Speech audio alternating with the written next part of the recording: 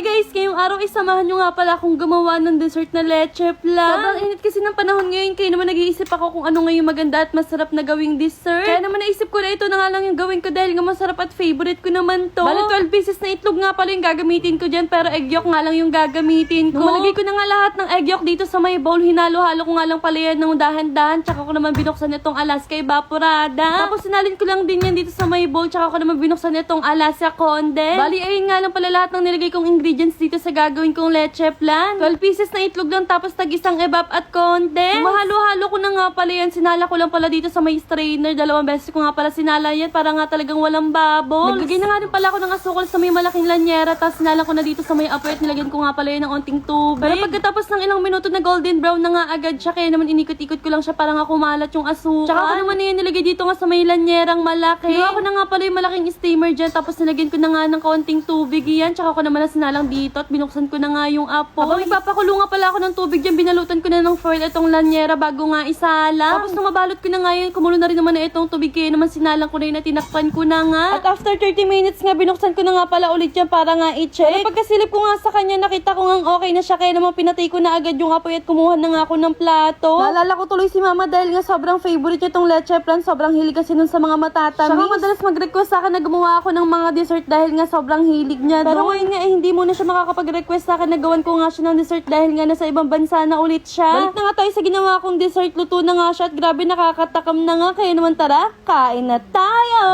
Perfect na yung ginawa nating leche flan. Ayun no, super smooth niyo. Perfect. Try nyo na rin gawin to guys. Pwede siyang pang business kasi sobrang perfect niya. Wala siyang mga bubbles. Mana natin. Ay.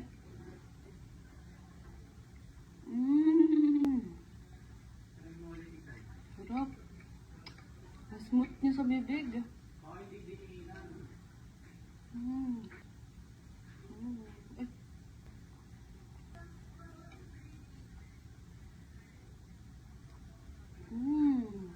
Sarap guys.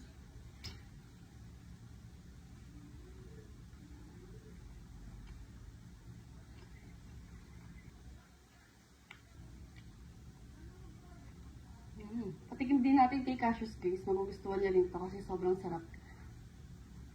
Be! Tikman mo to be. Magugustuhan mo. Perfect ang gawa ko leche flan. Yun o, sobrang smooth niya. Hindi kagaya sa palengke. Maraming bubbles. Sarap. Yun o. Smooth na no. Ganun texture mo. Sarap. Namiss ko yun, boy. Gumawa ng dessert. Dati lagi ako gumagawa niya.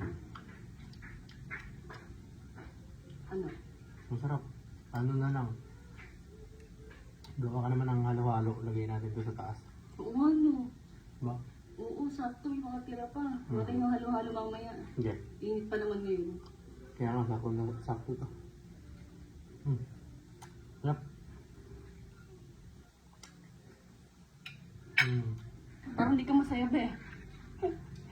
Hindi kasi yung mahilig sa matamis. Pero masarap. Yung bata ako. Papakain ko talaga yan. Sarap. Yun lang guys. Bye-bye.